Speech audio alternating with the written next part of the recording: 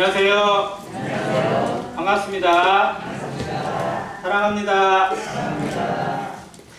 네, 시청각 자료를 앞에 조금만 한 10분 정도만 좀 보여드리고 말씀 교재를 할까 합니다. 그래서 처음에 먼저 좀 화면을 좀 보기 위해서 불을 좀 끄겠습니다.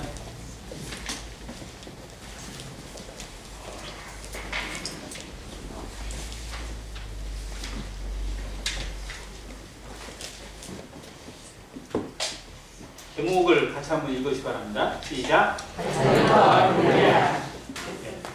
다윗과 골리앗인데 제가 나누고 제목은 만군의 여호와의 이름으로, 같이 따라 한번 해주세요. 만군의 여호와의 이름으로.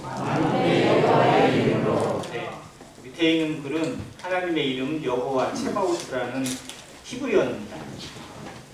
만군의 여호와의 이름으로 나아갔던 다윗을 생각하면서, 그리고 우리 앞에 골리앗과 같은 장벽이 수시로 닥쳐옵니다.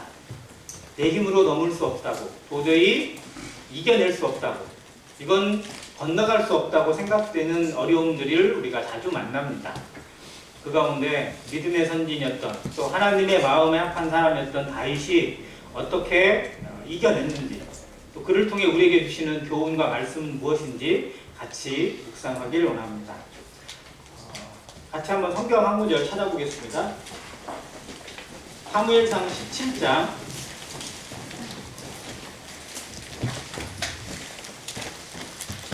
사무엘상 17장 45절 같이 읽겠습니다.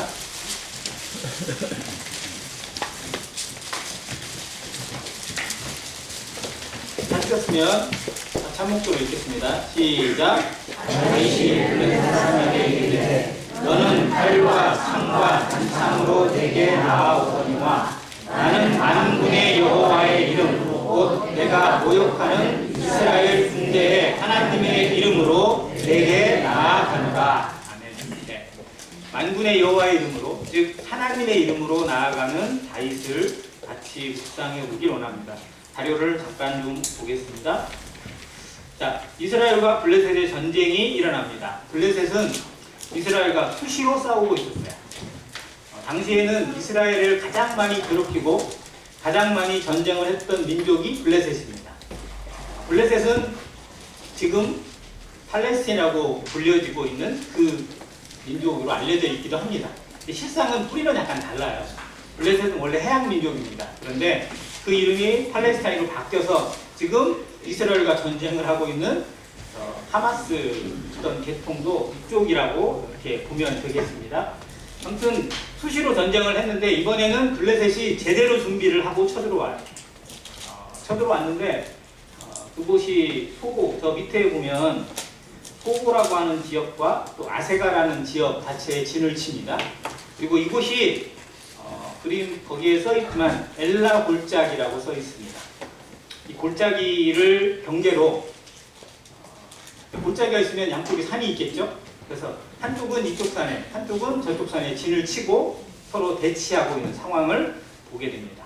엘라 골짜기는 예루살렘, 따져보면 베들레헴에서 별로 멀지 않은 곳이에요. 여기는 아주 깊은 산은 아닙니다. 이스라엘의 지형을 자세히 보시면 알겠지만 제일 깊은 쪽은 이쪽 요단강 경계, 이 계곡이 제일 깊고요. 여기는 바다보다 더 낮습니다. 그리고 그 양쪽으로 산이 높아요. 그래서 골짜기가 깊은 겁니다. 그리고 그 밑으로는 좀 완만하게 흘러가 있습니다. 중간에 구름도 좀 있고 산도 좀 있긴 하지만 아주 높은 산은 별로 없어요. 그런데 이곳에 골짜기가 있는데 엘라 골짜기라고 불립니다. 이곳에 서로 대치를 하게 돼요. 자, 엘라 골짜기의 지금 현재의 사진입니다. 자, 산이 높진 않죠. 골짜기가 아니라 실제로 거의 평지 같아요. 산이 안 높으니까 골짜기 깊진 않습니다. 이 평지 같은 곳에 이스라엘과 블레셋이 진을 치고 싸우게 돼요. 그럼 어디서 싸우겠어요? 이 골짜기 평지에서 싸우게 되겠죠. 자, 현재 여기 산에서 바라본 엘라 골짜기의 모습입니다. 지금 농사도 짓고 이렇게 쭉 되어 있긴 합니다. 자, 이곳 엘라라는 이름이 상수리나무라는 뜻이래요. 그러면 여기에는 저 나무가 많이 있겠죠. 아무튼 그런 이름을 불려지는 이 골짜기에 진을 치고 모여 있습니다. 자, 그런데 이때 블레셋 진영에서 한 사람이 나와요. 누가 나오죠? 네, 우리가 아는 그 유명한 골리앗이 나옵니다. 골리앗에 대해 성경이 소개하고 있는 내용들을 잠깐 보면 그를 가드 사람이라고 합니다. 가드는 블레셋 5대 도시 중에 하나입니다. 블레셋은 해양 민족으로 주로 노략을 하고 약탈을 했던 민족이에요. 자, 그의 5대 도시가 유명합니다. 5개의 도시가 따로따로 독립적으로 운영을 해요. 평상시에. 그래서 가드에도 왕이 있고 우리가 아는 에그론에도 왕이 따로 있고 가사에도 왕이 따로 있어요. 그런데 얘들이 이스라엘이나 다른 적군하고 전쟁을 하게 되면 다 합쳐요. 즉 모든 왕들이 같이 모여서 회의를 해가지고 우리 어디로 가서 싸우자, 어떻게 싸우자 이런 회의를 해가지고 같이 옵니다. 네, 그래서 블레셋 연합군인데 그 중에 이제 용사들을 선발을 하겠죠. 그런데 이 가드 사람인 골리앗이 제일 최선봉에 서는 거예요. 자, 이는 거인족의 후예로 알려져 있습니다. 네피림이라고 창세기 초반에 되어 있던 그 네피림의 후예로 알려져 있는 사람이고요. 이스라엘이 출애굽을 하면서 40일 동안 정탐꾼을 가나안 땅에 보냈어요. 가나안 정탐꾼을 같은 12명이 쭉 보고 왔는데 포도송이도 이렇게 어깨에 메고 왔잖아요. 근데 그들이 했던 말 중에 공통적인 게 뭐예요? 그들은 뭐라고요? 거인. 우리가 거인을 봤다 이거예요. 그리고 그 거인을 보니까 우리는 그들 앞에 뭐 같다? 메뚜기 같다고 표현을 했어요. 자, 그러면 그들이 본 거인이 누구다? 이 골리앗의 조상입니다. 그 후예들이. 자, 그들은 이런 사람들을 체계적으로 키운 거예요. 그리고 이런 사람들의 그 종족 보존을 위해서 더 예를 들면 말도 그러잖아요. 더 우수한 말을 하려면 그 씨를 잘 받아야 되잖아요. 그래서 혈통들을 중시하고 이런 것들을 합니다. 여기들도 마찬가지로 그런 식으로 유지를 했던 거예요. 그래서 그 중에 이 골리앗은 그 중에서도 진짜 제대로 키운, 제대로 선발된 용사였습니다. 자, 일단 골리앗은 뭐가 제일 커요? 키가. 특출난 게 키입니다. 성경이 그의 키를 6규빗 한 뼘이라고 기록을 했어요. 6규빗은 1규빗이 여기서부터 여기까지거든요. 팔꿈치에서 손가락 끝까지. 대략 성인의 이것을 재보면 45cm가 나오고요. 좀 키 큰 사람, 이진영 형제 같은 사람이 하면 한 50cm 가까이 될 거예요. 자, 그런데 45cm로 기준을 보통 합니다. 그러면 6규빗이면 2m 70이에요. 6규빗이. 근데 거기에 한 뼘이 더 있어요. 성인 뺨 한 뺨은 20cm 되잖아요. 그래서 2m 90에서 3m 사이. 그러니까 이 얘기를 보고 다른 사람들이 말도 안 된다. 성경은 거짓말 표현이다. 라고 얘기를 하기도 했어요. 어디 그런 사람이 어디가 있냐. 2m 20도 큰데 2m 90? 3m? 말도 안 된다. 이런 식으로 얘기했거든요. 그런데 실상 이런 유적이 발견이 돼요. 이런 거인족들의 흔적이 나온다는 겁니다. 성경이 없는 이야기를 쓰거나 없는 이야기를 굳이 할 이유가 전혀 없어요. 성경은 하나님의 말씀입니다. 하나님의 말씀에 그를 이렇게 키까지 기록해두고 그가 얼마나 컸는지를 기록해 주신 것은 분명한 사실이라는 것을 미루어 짐작할 수 있습니다. 키가 2m 90, 3m예요. 그러면 대략 어림 잡아도 몸무게가 250kg쯤 된다고 합니다. 몸무게 250kg. 키가 3m면 여기 천정을 뚫어요. 저 천정이 3m가 안 되거든요. 2m 한 70이나 될 거예요. 여기가. 이 뚫어야 돼요. 여기. 자, 그런 사람이 무기를 들고 갑옷을 입고 서 있어요. 서 있는 것만으로도 실상은 위협이 되고 누구도 강할 수 없는 그런 모습일 겁니다. 자, 그런데 그가 갑옷을 얼마나 둘렀느냐? 갑옷의 무게를 성경이 기록을 해놨어요. 5,000세겔. 대략 57kg입니다. 갑옷 무게만 몸무게예요. 갑옷 무게만. 여기 57kg 안 되는 분들, 자매님들 거의 대부분이 있을 텐데 갑옷만 그 정도가 둘려 있으니 뭐 할 말 없죠. 그냥 얼마나 중무장을 했을지. 자, 그리고 그의 창을 기록을 했는데 특히 창이 그의 주된 무기였던 것 같아요. 그래서 창에 대해서 자세히 기록이 되어 있습니다. 창에 저 끝자리에 보면 날이 있죠. 창 끝에 날이 있잖아요. 찔러서 이렇게 하는 그 날이 있는데 그 날에 철로만 되어 있는데 그 철이 약 7kg예요. 창의 끝부분에 있는 것만. 그러니까 이걸 이렇게 설명드리면 돼요. 군대에서 사용하는 소총, K2 소총 무게가 얼마인지 아세요? 혹시? 군대에서 쓰는 총. 군대 다녀온 분, 형제들. M16이나 K2 소총 무게 혹시 아세요? 몰라요? 기억이 안 나요? 이거 다 배우거든요? 훈련소에서 다 배워요. 소총의 무게가 얼마인지. 소총의 무게가 5kg 이쪽 보면 됩니다.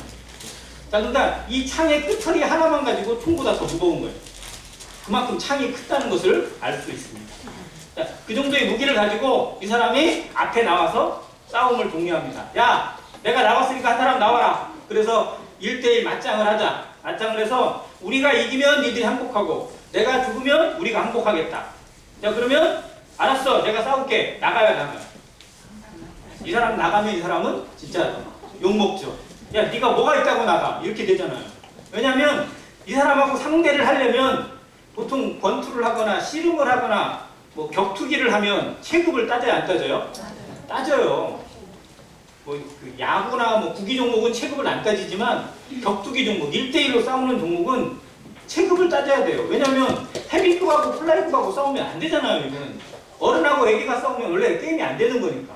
그런데 이건 헤비급 플라이급 정도가 아니에요. 슈퍼 헤비급의 뭐 그냥 말도 안 되는 급으로 싸울 수밖에 없으니까 너무 게임이 안 돼요. 시작부터 안 돼요. 그러다 보니까 이스라엘은 40일 동안 계속 그 소리를 들으면서도 아무도 못 나가고 있었어요. 그런데 이 사람이 약을 올리거나 조롱을 할 때 가면 갈수록 세질까요? 약해질까요? 세지죠. 온갖 조롱을 다 하는 거예요. 근데 거기에 누구까지 이름을 들먹였냐? 하나님의 이름까지 비난. 야, 니들이 하나님을 믿는다며, 하나님을 섬긴다며, 하나님의 백성이라며 왜 그러고 있냐? 나와봐라. 하나님이 만군의 여호와라며 나와봐. 그러면 내가 알아줄게. 마치 예수님이 십자가에 달릴 때 사람들이 조롱을 했어요. 약을 올리고 모욕을 했어요. 뭐라고요? 네가 누구라며? 하나님의 아들이라며. 그러면 내려와봐. 그러면 믿어줄게. 똑같은 거예요. 이 인생의 모습이고요. 사단의 모습입니다. 하나님을 모욕하고 조롱하는 걸 겁을 내지 않아요. 자, 이것에 대해서 견디고 있고 참고 있고 이게 인내예요? 이걸 인내라고 할 수 있을까요? 그 막고 있고 하나님 우리 인내하는 힘을 주세요 라고 기도를 하고 있는 게 맞을까요 정말? 아마 그들 중에는 기도했을 겁니다. 하나님 정말 살아계신 하나님 제 발목을 부러뜨리든지 오늘 감기 걸려 죽게 해준지 좀 죽게 해달라고 기도하는 사람 없었을까요? 40일 동안이나 나오는데 근데 이상하게 하나님은 그 사람을 죽일 수도 있는데 그러잖아요. 만군의 하나님께서 그 사람 그 자리에서 죽일 수도 있잖아요. 말씀으로 죽일 수 있으니까. 그런데 40일 동안 멀쩡하게 나와서 계속 그 입으로 떠들어대게 놔두셨어요. 아마 이스라엘 중에서는 하나님 우리를 버리셨나 보다 이런 생각을 한 사람도 없지 않아 있었을지 모르겠어요. 어떤 상황이 바뀌지 않으면 우리는 하나님을 의심하기도 하고 하나님 책임을 물으려고 해요. 하나님이 나에게 관심이 없다는 둥, 하나님이 나를 돌아보지 않는다는 둥, 나를 버림받았다는 둥, 이런 생각을 갖게 돼요. 그런데 정말 하나님이 원하시는 게 무엇인지 묵상하고 따져보지 않고 그렇게 생각을 한다는 게 문제라는 겁니다. 그래서 이 상황에 대해서 그저 우리는 단순히 다윗이 골리앗을 이겼다가 중요한 게 아니고요. 저 상황을 허락하신 하나님의 뜻이 무엇인지 생각해야 돼요. 그리고 그 가운데 과연 나는 같은 상황을 만났을 때 어떻게 행동하고 있고 어떻게 하나님을 묵상하고 있는지 봐야 됩니다. 왜냐하면 나도 이런 상황 가운데 이 이스라엘 백성하고 다를 바가 없는 구경만 하고 있고 눈치만 보고 있고 그리고 상황만 살피는 경우들이 우리에게도 있습니다. 아무튼 교회는 언제나 위기가 닥쳐오고요. 우리의 가정, 우리의 삶에 항상 골리앗과 같은 장벽을 만나게 하시는 하나님의 뜻이 있다는 겁니다. 만군의 여호와의 이름을 알고 하나님은 알지만 하나님의 이름으로 살고 하나님의 이름으로 나아가는 건 다른 문제예요. 그래서 이 상황을 통해서 다윗이 어떤 사람이었는지 이건 다윗과 골리앗이 지금 대결을 하고 있는 차이가 좀 엄청나죠? 약간 좀 과장되게 그린 것 같지만 실제 거의 이 정도였을 거예요. 이 싸움도 말도 안 되는 싸움을 싸우게 하신 하나님의 뜻이 무엇이었을까? 그런데 말도 안 되는 상황을 이기게 하시는 하나님의 뜻은 무엇일까? 그래서 우리는 정말 지적으로만 생각하고 있는 이 상황을 우리는 성도들은 교회는 어떻게 이뤄낼 것인지 자 그러면 묻겠습니다. 교회의 시대 그리고 교회의 역사 가운데 다윗과 골리앗의 싸움과 같은 이런 말도 안 되는 상황의 싸움이 있었을까요? 없었을까요? 있었습니다. 계속 있어 왔어요. 그때마다 믿음으로 승리한 사람들이 있었어요, 없었어요? 있었다는 겁니다. 그래서 지금 우리에게 복음이 전해지고 지금도 세상에까지 끝까지 복음이 전파되게 하시는 하나님의 역사예요. 누군가는 이렇게 해왔다는 겁니다. 다윗만 그렇게 한 게 아니고, 그러면 그들은 다윗처럼 하나님의 이름으로 살았다는 거예요. 근데 왜 나는 이런 상황을 미리 겁을 내고 아예 없기를 바라고 있는지, 이런 상황을 만나면 미리 짐작해서 아예 피해버리고 그냥 숨어버리는 그런 모습들은 나에게는 없었는지, 하나님이 나에게 이런 상황을 만나게 하시는 건 그 믿음의 역사를 살았던 선진들처럼, 그 증인들처럼 그런 걸 배우게 하고 경험하게 하시기 위한 하나님의 뜻은 아니었을지 생각해 보길 원합니다. 이제 화면 끄겠습니다.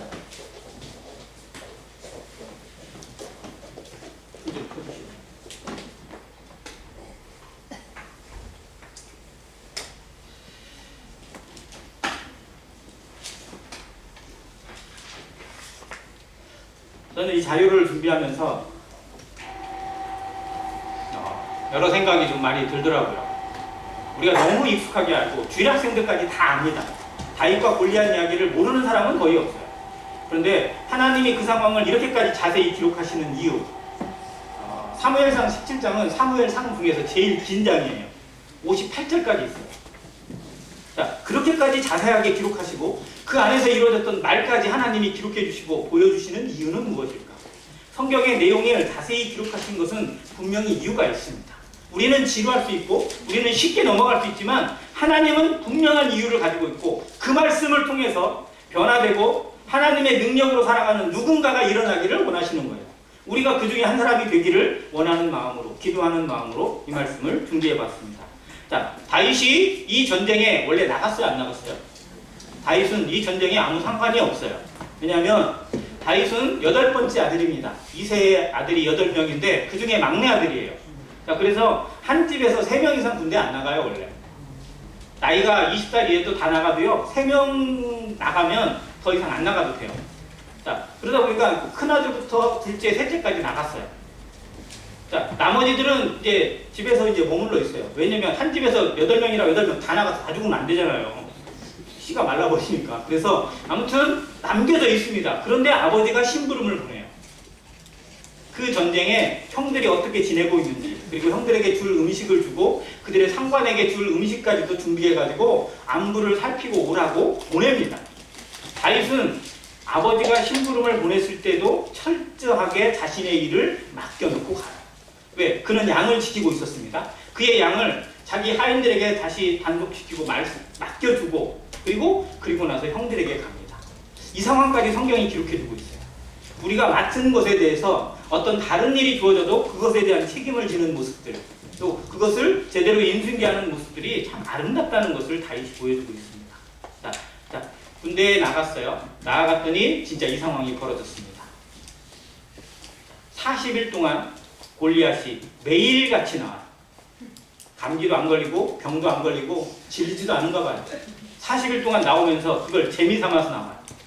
자, 매일 아침 나와가지고 떠들어대면서 아마 조금 농담도 하고 인사도 하고 별말을 다 했을 거예요. 야, 잘 먹었냐? 잘 잤냐? 막 그러면서 좀 농담도 하면서 야, 오늘은 누가 나올 거냐? 좀 나와봐라. 나 심심하다. 뭐 이런 식으로 조롱도 했을 겁니다. 자, 그러다가 나오는 말들, 하나님의 이름도 나오고요, 이스라엘의 이름도 모욕을 합니다. 이스라엘이라는 이름 자체가요, 성경이 주신 이름 가운데 가장 놀라운 이름이잖아요. 하나님과 겨루어 이긴 자니까. 근데 정말로 하나님의 이름으로 산다는 이스라엘 백성들, 사울 왕과 그의 모든 부하들이 정말 이때만큼은 똘똘 뭉쳐가지고 전부 다 고개 숙이고 있어요. 혹시라도 뛸까 봐서. 아마 전부 다 숨죽이고 있으면서 뭘 기다렸을까요? 자, 사울 왕, 그리고 그의 부하들, 그 군인들, 적어도 한 뭐 몇만 명은 있을 거예요, 아마. 그런데 이들이 기다리고 있는 게 하나 있어요. 뭘 기다렸을까요? 누군가가 나가기를 기다려요. 누군가가 나가기를 기다려요. 근데 그게 나는 아니야. 나는 못 나가요. 왜? 내가 나가면 죽으니까. 내가 나가면 죽는 게 당연하니까. 누군가가 나가기를 바라요. 그런데 누군가가 나갈 수 있을까? 의심이 될까 안 될까요? 들어요. 누가 나가도 안 될 것 같은 거예요. 자, 그러면 질문을 드릴게요. 자, 이 이스라엘 군대 중에서 그나마 다 상대가 안 되지만 그나마 상대가 될 만한 사람이 하나 있어요. 누굴까요? 사울이에요. 또 하나 있어요. 누굴까요? 요압일까요? 아니요. 제가 보기에는 큰아들 엘리압이에요. 자, 사울은 다른 사람에게 섰을 때 키가 어느 정도였어요? 머리 하나가 더 있어. 자, 일반 사람보다 머리 하나가 더 있으면요, 거의 키가 2m 이상은 됐을 거라고 생각이 되어져요. 170의 평균 키로 잡고, 저는 약간 못 미칩니다. 그런데 거기에 머리 하나 더 있으면 2m 되잖아요. 자, 3m의 게임은 안 되지만 그래도 남들이 보기에는 야, 그래도 나가 싸우려면 사울 왕이나 좀 돼야 되겠구나, 이 생각을 했을 거예요. 자, 그리고 엘리압, 큰아들 엘리압도 남들보다 키가 좀 컸다고 기록이 되어 있어요. 그래서 사무엘이 쫙 보는 순간, 야, 진짜 용사구나, 하나님이 세우신 왕이다, 이 생각을 들 정도로 괜찮았어요. 그러니까 나가려면 사울 왕이 나가든지, 근데 왕이 나가서 죽으면 안 되잖아요. 그러니까 큰형 엘리압이 나가든지 해야 되는 상황인 거예요. 자, 그런데 사울은 나갈 마음이 있어요, 없어요? 없어요. 엘리압은 나갈 마음이 있을까요? 이만큼이라도 있을까요? 아니요, 전혀 없어요.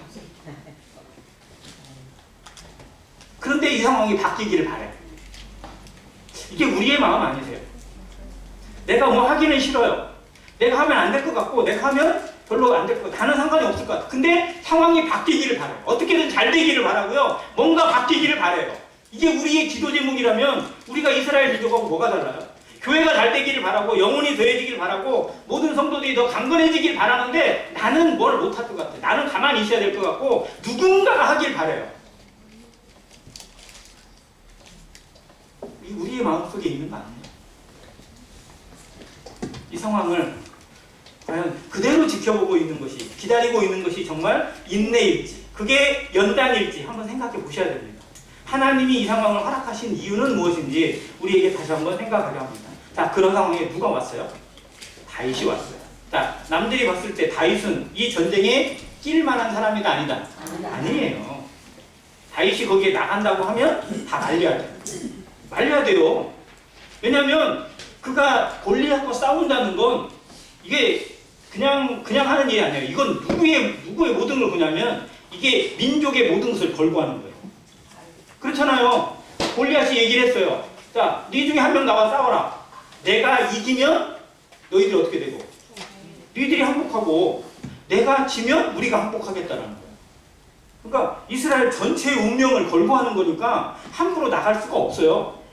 그냥 하나 죽어서 끝나는 게 아니야. 이스라엘 전체의 패배로, 멸망으로 갈 수도 있으니까요.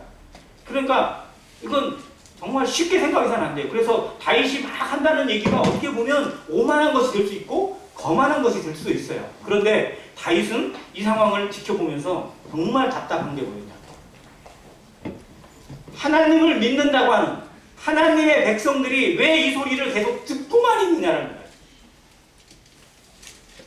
저 할례받지 않은 이방인이 아무리 키가 크고 힘이 세고 무기가 많고 갑옷을 튼튼하게 입었다 해도 하나님 앞에 아무것도 아닌 헛된 인생일 뿐인데 하나님의 이름을 모독하는 것을 참고 듣는 것이 정당하냐라고 답답했어요. 어떻게 저걸 40일 동안이나 참고 있느냐, 이 말도 안 되는 상황을 어떻게 듣고만 있느냐라고 이 가슴을 치며 답답해하는 다윗의 모습을 보게 됩니다. 남들이 못했던 이야기, 남들이 생각하지 못했던 거예요. 남들은 그저 골리앗만 보였어요. 이기면 좋겠지만 이길 수가 없고, 가면 반드시 죽게 되고, 자기 무기로 골리앗을 뚫는다는 건 상상도 안 되고, 골리앗이 손바닥으로 내리치면 자기가 그냥 땅에 깔릴 것 같고 땅바닥 속으로 들어가 버릴 것 같아요. 자, 그런 상황을 그들은 견디고만 있었어요. 그게 최선이라고 생각을 했어요. 그런데 정말 하나님이 주신 최선은 무엇이었을까? 이 다윗을 통해서 바꿔가시기 시작합니다. 그래서 우리에겐 다윗과 같은 마음을 가진 누군가가 필요합니다. 누군가를 하나님이 일으키셔서 누군가에게 그 성령의 마음과 뜨거운 마음을 주셔서 상황을 달리 보게 만드세요. 다른 시각으로 접근하게 하고 다른 일들로 접근하게 하세요. 남들이 볼 때는 무모해 보이기도 하고 다른 사람이 볼 때는 잘못될 수도 있다고 걱정이 되기도 해요. 그런데 그것이 하나님의 뜻인지 아닌지, 그 사람의 욕심이고 그 그 사람의 교만인지 아니면 하나님의 인도하심인지는 기다려봐야 돼. 그래서 다윗이 그 앞에 나가서 이야기를 합니다. 백성들에게 얘기를 하고 왕 앞에 가서도 이야기를 해요. 그런데 다윗의 이야기를 들은 사람들은 와, 너 진짜 괜찮다, 너 진짜 대단하다 이렇게 하고 왕을 데려갔어요. 그런데 한 사람은 다윗을 아예 욕을 해요. 누가 욕을 했을까요? 형이 욕을 합니다. 그 내용을 잠깐 볼게요.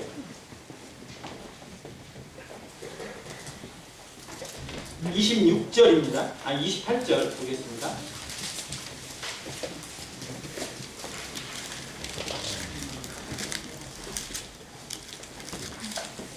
큰형 엘리압이 다윗이 사람들에게 하는 말을 들은지라 그가 다윗에게 뭐를 바라요? 노를 바라여 이르되 내가 어찌하여 이리로 내려왔느냐? 들에 있는 양들을 누구에게 맡겼느냐? 나는 내 교만과 내 마음의 완악함을 아노니 내가 전쟁을 구경하러 왔다. 뭐하러 왔다고요? 전쟁을 구경하러 왔대요. 그런데 잘 생각하세요. 지금 전쟁을 구경하고 있는 사람이 누군데? 엘리압이에요. 싸우러 온 용사가 구경하고 있어요. 아무것도 못하고 있잖아요. 그런데 정작 싸우겠다고 하는 다윗을 되게 욕하고 왕따하고 있어요. 그러면서 책을 잡고 있어요.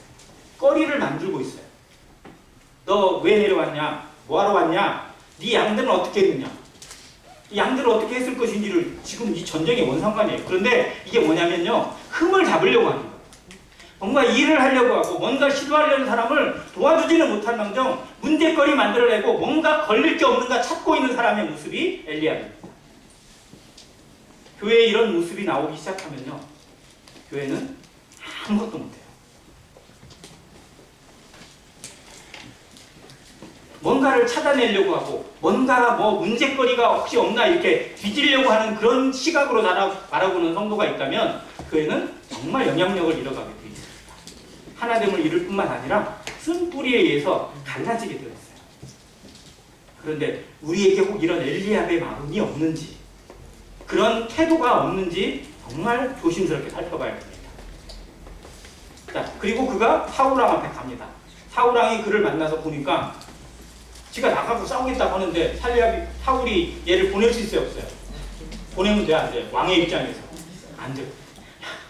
네 마음은 가상한데 용기는 가상하나? 야, 안 돼. 쟤는 알잖아, 네가 봤잖아. 저런 거인이고 용사고. 그런데 너는 소년이야, 안 돼. 막 그러면서 이야기를 해요.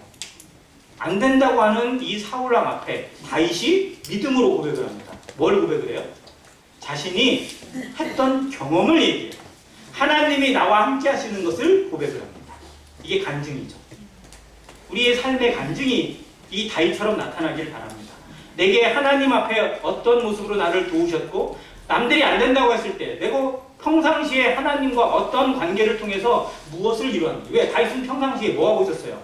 양을 지키는 자입니다. 그런데 양을 지키는 일이 쉬운 일이에요? 그냥 하는 일이에요? 아닙니다. 어린아이를 돌보든지 교회에서 봉사하는 모든 일은요, 정말 세심히 들어가 보면 다 같이 어려운 일들이에요. 그냥 되는 일은 하나도 없습니다. 그 일을 위해서, 그 일을 제대로 수행하기 위해서 얼마큼 고민하고 있고 어떻게 엎드리고 있고 얼마나 밤잠 못 자면서 고생하고 있을 것인지 제대로 안다면 함부로 말할 수 없는 거예요. 그래서 모든 성도들은 누군가를 생각할 때, 누군가를 대할 때 정말 그 입장이 되지 않고 함부로 말해서는 안 됩니다. 엘리압처럼 말해서는 안 돼요. 사울처럼 말해서는 안 됩니다. 그래서 고백을 해요. 간증을 해요. 내가 양을 지킬 때 이 양을 득탈하기 위해서 뭐 또 와요? 곰도 오고 또 뭐 또 와요? 사자도 온대요. 곰이나 사자가 오면 어떻게 해야 돼요? 양을 지키고 있는데 곰이 와. 그럼 어떻게 해야 돼요? 도망가야지. 안 그래요? 내가 죽게 생겼는데. 그런데 다윗은 선한 목자였단 말이에요. 양들을 위해서 목숨을 버리는 목자였습니다. 예수님처럼. 그래서 그 곰과 맞서 싸웠어요. 그 곰의 수염을 물어뜯고 자기가 가지고 있는 지팡이나 이걸로 막 그를 찌르고, 아무튼 얘 양을 살리기 위해서 목숨을 아끼지 않았던 그 목자로. 그런데 정작 그 모든 상황 가운데 하나님이 나를 보호하시고 지키셔서 양도 지켜내고 사자도 쫓아내고 곰도 죽이고 이런 역사들을 경험했다는 겁니다. 경험한 거예요. 아는 게 아니라. 믿음은 아는 것, 우리에게 주신 말씀을 내 삶에 어떻게 경험하느냐에 의해서, 어떻게 순종하느냐에 의해서 달라지는 것입니다. 신앙입니다. 참된 신앙은 우리 자신을 드릴 때, 내가 그 말씀대로 행했을 때 주시는 하나님의 역사를 보는 것입니다. 다윗은 그걸 경험을 했기 때문에 자신감이 있었어요. 내가 공도, 사자도 물리쳤던 것처럼 저 할례 받지 않은 저 용사도 하나님께서 물리치실 것을 나는 믿습니다. 그러니까 이 게임은 무조건 이기는 것입니다. 라고 나가는 거예요. 자, 이 말에 사울이 감동이 됐을까요? 안 됐을까요? 당연히 됐죠. 자, 그러면 묻겠습니다. 지금 사울은 하나님 앞에서 버림을 받았어요? 안 받았어요? 이미 받았어요. 그래서 다윗이 이미 기름 부음 받고 이스라엘 새로운 왕으로 세움 받은 상황이에요. 자, 그런데 그 사울 앞에 다윗을 보여주시는 거예요. 자, 그러면 이건 너 빨리 물러나라는 거예요? 아니면 회개하라는 겁니까? 회개하라는 겁니다. 회복하라는 거예요. 그래서 사울에겐 이 다윗이 뭐냐면 처음 사람을 회복할 수 있는 하나님의 말씀이었어요. 하나님이 보여주시는 기회라는 겁니다. 우리에게 하나님은 그냥 버려두지 않으세요. 그의 하나님의 은사와 부르심에 후회하심이 없는 것처럼요, 우리를 택한 모든 상황 가운데서, 아니 우리가 주님 앞에 서는 그날까지 계속해서 우리가 쓰임 받게 되고 하나님 앞에 설 수 있는 기회를 주세요. 처음 사랑을 다시 회복하고 예전에 그 뜨거웠던 믿음들을 다시 회복할 수 있는 기회를 주시기 위해서 누군가를 보여주시고 어떤 상황을 만나게 하세요. 그래서 사울은 이 다윗을 만나고 다윗의 간증을 들을 때 그가 처음에 가졌던 마음, 그가 이스라엘의 처음에 왕으로 세워졌을 때 남들은 다 안 된다고 하고 도망가려고 할 때 사울이 먼저 나섰어요. 본을 보였어요. 자기의 소를 죽여서 그걸 다 보내고 나처럼 따르지 않는 자의 백성들의 소를 이렇게 죽이겠다고 경고를 했습니다. 그래서 그들을 데리고 가서 백성들을 구원했고 그가 이스라엘의 참다운 지도자여 왕으로 세움받게 되었어요. 그리고 가는 곳마다 승리를 거뒀었습니다. 그렇게 본을 보였던 믿음을 지금은 잃어버렸어요. 본이 되었던 신앙을 잃어버릴 수 있습니다. 그런데 회복하고 있느냐 아니면 그걸 방치하고 있느냐의 차이예요. 그 기회를 주셨는데 사울은 온전히 회복하지 못했다는 것을 뒤에 보게 됩니다. 기회를 그만큼 줬어요. 계속해서 다윗과 만나게 하시잖아요. 다윗을 통해서 그의 처음 신앙과 하나님 앞에 참된 신앙을 회복했다면 아마 이스라엘의 역사가 달라졌을 거예요. 사울의 인생이 달라졌을 거라고 저는 생각이 되었습니다. 자, 그래서 여기에 있는 세 사람을 주목하게 됩니다. 자, 우리가 너무 잘 아는 하나님의 마음이 약한 사람 다윗은 당연히 하나님의 말씀으로 연단받으시고 성령의 충만함으로 살았던 모습, 우리가 다 본받아야 되고 다 오늘 받고 싶은 사람의 모습 당연합니다. 자, 그런데 두 번째 사람 사울이에요. 사울은 어때요? 처음 사랑을 잃었습니다. 그리고 지금 살아가고는 있지만 왕이 되어서 지키고 있지만 실상은 살았다는 이름은 가졌으나 실상은 죽은 것 같은 모습, 유명무실한 신앙의 모습으로 살아가고 있습니다. 주시는 기회를 제대로 붙잡지 못하고 다시 방치하고 있습니다. 우리 신앙이 사울과 같은 신앙을 겪을 때가 참 많아요. 계속해서 하나님은 어떠한 형태든 회복의 기회를 주시고 뜨거움의 기회를 주시고 다시 하나님 앞에 그 열정으로 살아갈 수 있는 은혜들을 계속해서 보여주시는데도 불구하고 그냥 내 마음이 동의가 안 돼서 내 마음이 거기에 부응하지 못하고 그냥 미뤄둬요. 미루고 그러다 말겠지 뭐 이런 식으로 세상과 협상하고 타협하고 내 자신과 타협하는 이런 안일한 모습들 자체가 우리에게 나타날 수 있습니다. 사울처럼 기회를 걷어차고 있는 신앙이 안 되기를 기도해야 합니다. 자, 세 번째 사람이 있어요. 누구예요? 엘리압입니다. 엘리압. 자, 엘리압은 그가 왜 다윗을 이렇게 시기하고 미워하고 이렇게 됐을까요? 뭐 때문이라고 생각하세요? 그게 그 앞쪽으로 가야 돼요. 그래서 16장으로 가보면 사무엘이 이스라엘의 새로운 왕을 택하기 위해서 하나님이 베들레헴 땅 이새의 집으로 가라. 내가 그대 아들 중에서 한 왕을 예비했다고 말씀하셨거든요. 딱 갔어요. 미리 얘기하고 제사를 드리러 왔다 하는 말로 이렇게 속여놓고 아들들을 준비해서 나오게 했어요. 누가 먼저 나왔어요? 큰아들이 제일 먼저 나오더니 엘리압이 한껏 단장해서 머리 향수도 뿌리고 좋은 옷도 입고 왜? 선지자 사무엘을 만난다니까. 딱 차려입고 딱 나왔는데 사무엘이 딱 보니까 와, 더 볼 것도 없다. 야, 진짜 괜찮다. 사무엘이 이 정도였으면 정말로 괜찮은 거죠. 제가 괜찮다 하면 조금 틀릴 수도 있지만 적어도 선지자 사무엘이 그렇게 봤을 정도면 정말 괜찮은 사람이라는 것 알 수 있어요. 그래서 아마 이새도, 아버지 이새도 우리 아들 중에 왕이 될 만한 사람은 누구다? 엘리압이다 라고 아마 생각을 했을 거고, 엘리압 본인도 딱 보니까 형제간들 중에 딱 보니까 자기만한 동생이 있어요, 없어요? 없어요. 다 그냥 다 별 볼 일 없어 보여. 나 빼고는 별 볼 일 없어 보이는 거야. 자, 이 마음으로 살았던 게 엘리압이에요. 그런데 그 마음을 가지고 기름을 부으려고 하니까 하나님이 말리셨어요. 그러면서 뭐라고 하세요?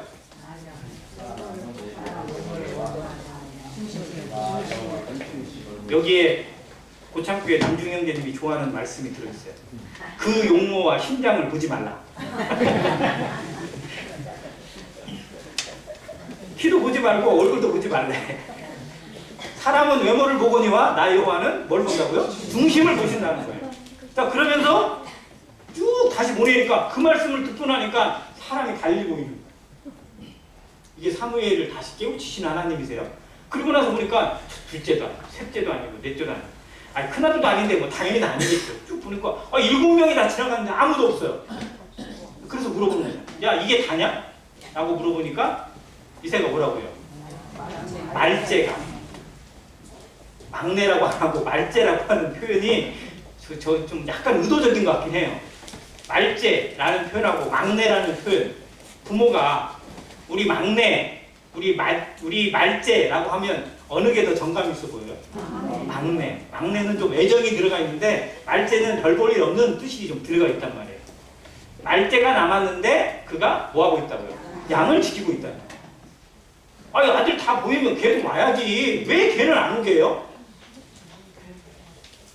다윗은 사무엘을 만나는 것보다 자기의 양을 지키는 일을 더 중요하게 했던 것 같기도 합니다. 그런데 아무튼 그 아들을 보고 나서 와 보니까 하나님이 택하신 아들, 그리고 그에게 기름을 부었어요. 이걸 누가 봤어요? 엘리압이 봤어요. 나한테 올 기름 부음을 누가? 게임도 안 되는 놈이 가져갔어? 뭐 이런 생각이 엘리압의 마음에 있었던 것 같아요.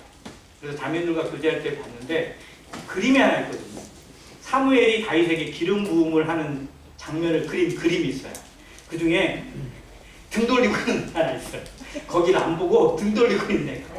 이게 엘리압이에요. 자, 그 마음을 가지고 있던 엘리압. 그래서 동생을 대하는 마음이 내 동생이다가 아니라 내 거 뺏어간 놈. 마치 에서가 자기의 장자권을 뺏어간 야곱을 어떻게 해야 돼? 죽이기로 막 작정했던 그런 마음처럼 이 집에 또 이런 엘리압 같은 쓴뿌리가 나서 이런 시기와 질투로 일관하고 있는 모습이 나타납니다. 그래서 이렇게 얘기를 하는 거예요. 즉 그 마음을 내가 선택받지 못하고 내가 일꾼되지 못하고 내가 뭐하지 못한 것에 대해서 괜히 다윗에게 화살을 돌리고 있고 핑계대고 있는 모습. 이게 성도들을 정말 영적으로 타락시키는 거예요. 우리는 경쟁 관계가 아닙니다. 우리는 정말 모든 사람들이 동역자이고 모든 사람들이 펠로우십을 통해서 하나님만 쫓아가는 하나님의 하나된 일꾼들이에요. 모두 다가 하나님의 동역자들이라고 성경에 기록해졌어요. 누가 특별한 일을 하니까 그 사람이 높은 게 아니고요. 그 사람에게 주신 은사와 직분에 따라서, 내게 주신 은사와 직분에 따라서 어떻게 섬기고 있느냐가 하나님 앞에 가장 중요한 겁니다. 그것으로 상급받고 그것으로 면류관을 받는 거니까. 그런데 경쟁이 되고 시기가 되고 질투가 되면요, 이런 엘리압의 모습처럼 삐딱하게 나가는 거예요. 어떻게든 흠만 잡으려고, 어떻게든 틈만 찾으려고 하고, 어떻게든 넘어뜨리려고 하고. 이러면 교회가 아닙니다. 이런 모습이 우리 가운데 나타나지 않기를 기도해야 돼요. 교회 안에 이런 쓴뿌리가 나지 않기를 기도해야 됩니다. 그런데 교회에 이런 모습이 나타난다, 안 나타난다? 나타날 수 있다는 거예요. 교회 시대마다, 교회에 주신 교훈마다 꼭 이런 사람들이 나타났어요. 다윗, 바울을 괴롭게 하고 어렵게 했던 후메네오와 알렉산더 같은 사람, 그리고 자기가 높임받기를 좋아했던 데메드리오 같은 사람, 이런 사람들이 꼭 있다는 거예요. 그래서 이런 모습이 우리 가운데 없는지 살펴봐요. 하나님은 모든 상황 가운데서 우리에게 은혜를 더하실 뿐만 아니라 회복의 기회를 주고 계십니다.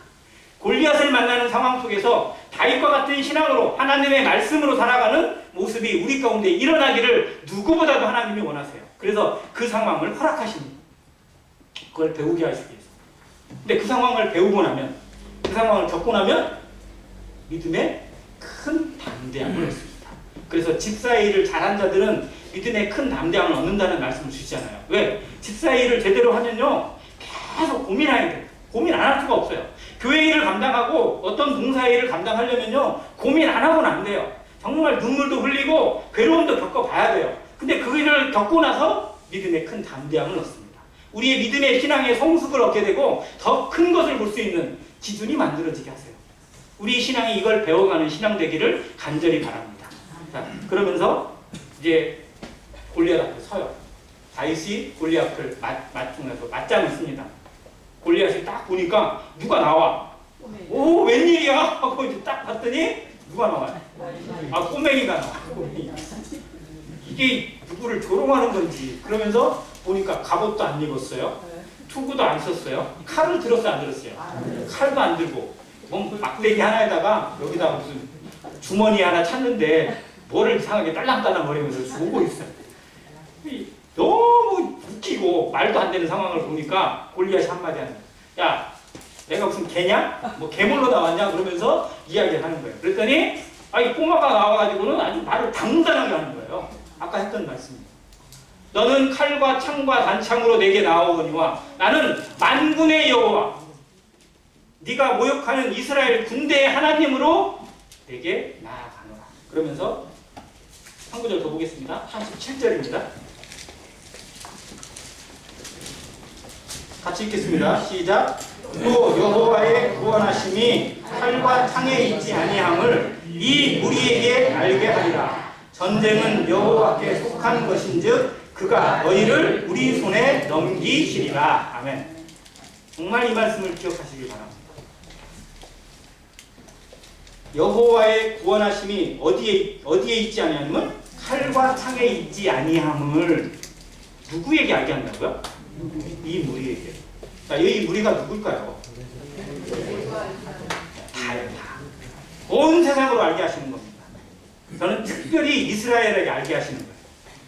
사울왕에게, 그리고 구경만 하고 있고 고개 숙이고 있고 눈치만 살피고 있는 이스라엘 민족을 향해서 하나님의 이름으로 산다고 하는 그 백성들을 향해서 하나님의 구원하심이 무엇에 있는지, 키에 있지 않고 힘에 있지 않고 무기에 있지 않고 오직 믿음에 있음을 보여주는 증거로 세우셨다는 것을 알게 합니다. 교회는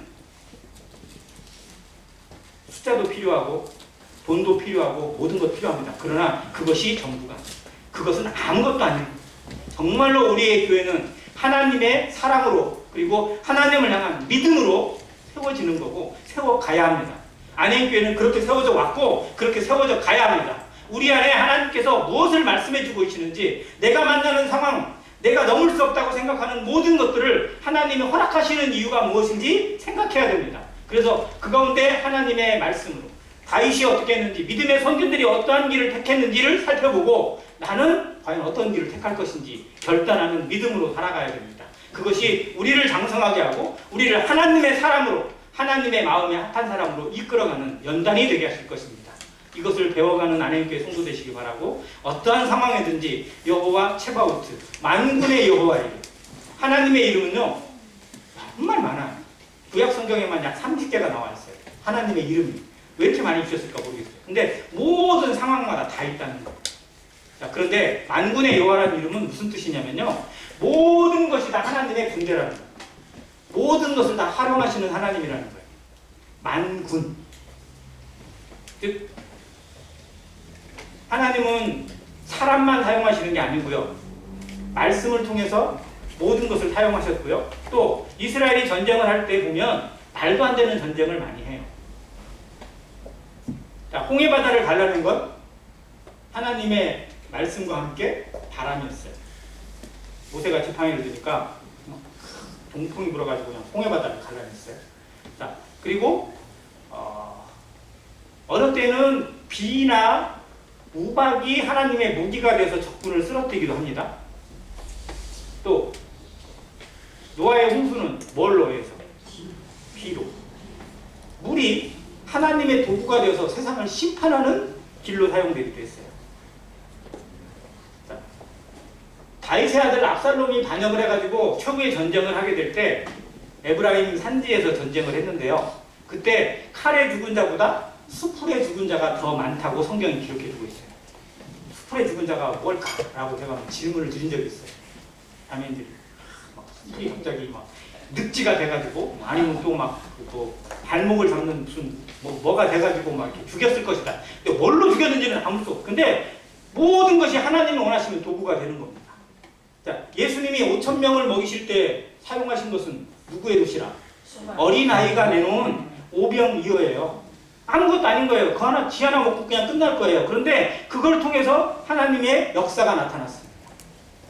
우리에게 무엇을 사용하실지, 내가 가진 것이 중요한 게 아니고요. 그것이 누구의 손에 들리느냐, 하나님의 손에 들리느냐. 만군의 여호와의 손에 들리게 될 때는 다윗의 무기가 아무것도 아닌 것 같지만 골리앗을 때려 쓰러뜨리고 단 한 방으로 무너뜨리는 하나님의 능력이 되는 것입니다.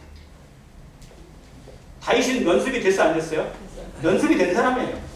하나님은 아무나 사용하시는 게 아니에요. 그 하나님의 말씀 앞에 순종하고 연습이 된, 연단된 자를 사용하십니다. 연단된 자를 사용하시는데 그가 그의 힘으로 이기는 게 아니라 하나님의 주시는 능력으로 이기는 것을 성경이 보여주고 있습니다. 우리 안에 이것이 합력해서 선을 이룬다고 하고 있어요.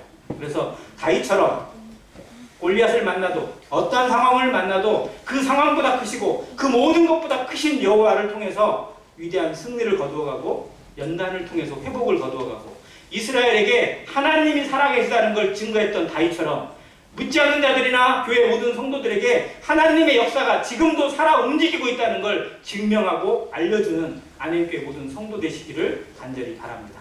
감사합니다.